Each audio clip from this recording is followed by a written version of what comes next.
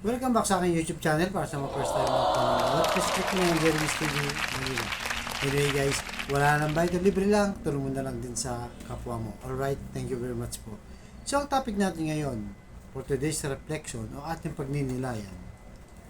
Huwag kang mabalisa kung ang mundo ngayon ay sobrang gulo. Dahil puro negative guys. Maraming negative ang makita natin sa social media ngayon. Dito lang sa ating bansa. Di ba? Napakaraming issue. Nandiyan yung nag-aaway mga politika, di ba? Alam niyo naman, political vloggers din tayo, di ba guys? Pinag-aaway ng budget.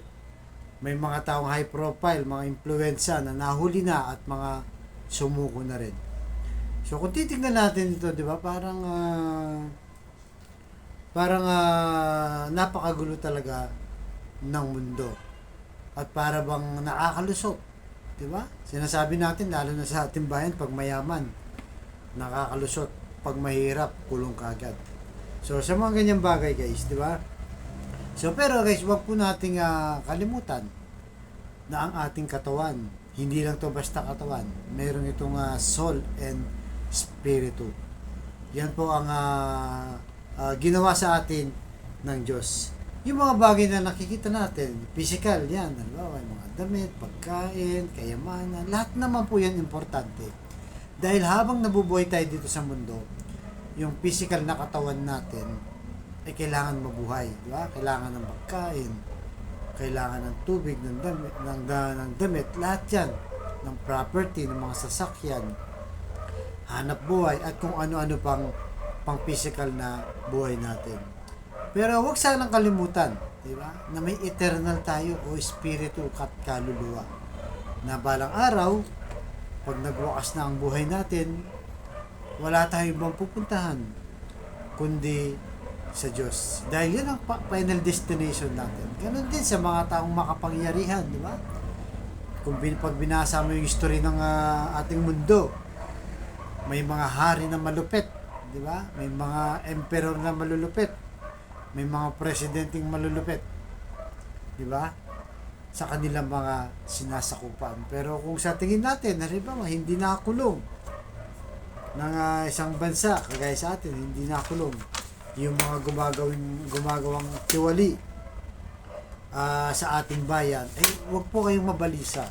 Dahil meron tayong ultimate judge, ang ating Panginoong Jesucristo. Kaya nga sabi sa Isaiah chapter 6 verse 1, noong taong namatay si Haring Uzias, ay nakita ko ang Panginoon na nakaupo sa isang tronong matayog, mataas, at napuno ang templo ng laylayan ng kanyang damit. So kahit sa Revelation guys, kung nagbabasa kayo ng Biblia, talagang nasa kaharian ang ating Panginoong Yesus. Doon ang eternal kaharian. Hindi dito sa mundo. Kasi dito sa mundo, di ba, maraming nang haring na buhay nung hindi pa tayo nabubuhay. Pero asan sila ngayon? Lahat sila patay na. So lahat tayo mahirap, mayaman, may kapangyarihan o wala, lahat po tayo nangangailangan ng kaligtasan. Kaya kailangan, 'di ba, yung buhay natin kahit papaano ay maging makatao tayo. Maka-Diyos, siyempre number 1 'yan, 'di ba? Na ginagamit natin ang ating buhay, lalo na sa mga nasa posisyon sa gobyerno, 'di ba? Na sana ay gamitin nila ang kanilang kapangyarihan para tumulong, 'di ba? Sa nasasakupan, para magbigay ng mga ayuda, ganyan, di ba? Tumulong sa mga may sakit, nagbigay ng mga gamot o ilibre sa mga ospital. Yung ganung bagay guys, kasi pag ginawa nila yun, darating yung araw, sila rin naman ang makikinabang. Parang tayo din, mga simpleng tao, kailangan dun sa mabuti tayo laging nakatingin.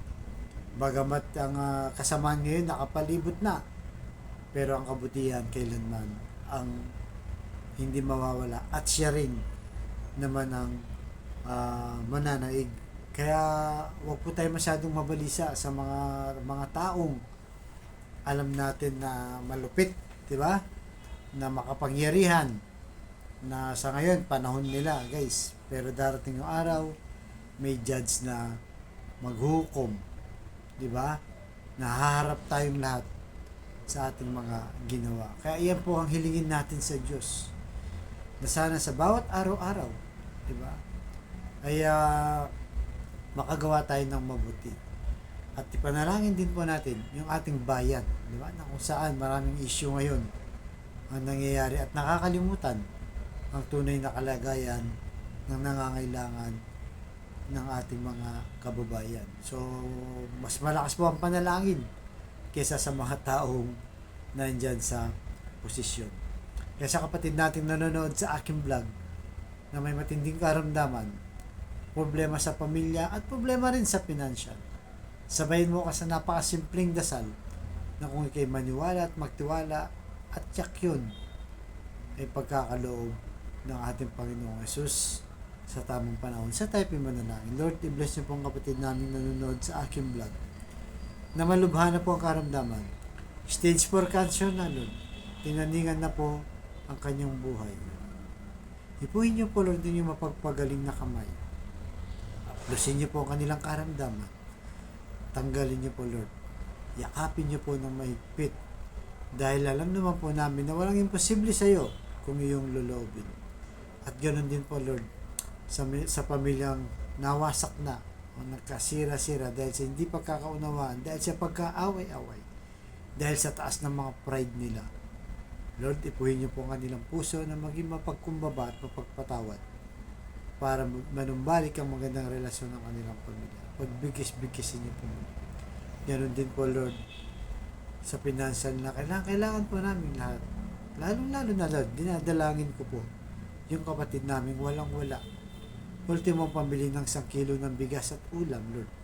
Iniisip pa, hinahanap pa kung paano itatawid ang kanilang pamilya. Pambili ng gamot na may sakit, Lord. Tulungan niyo po kami sa aming hanap buhay para may provide namin ang pangailangan ng aming bawat pamilya. Patawarin niyo po rin kami sa aming mga kahinaan at kasalanan. So, ang lahat ng tiniling namin sa matamis na pangalan natin, Panginoong Yesus. Amen and amen. To God all be the glory. Sa ngalan ng mga anak ng Diyos Santo. Thank you very much po.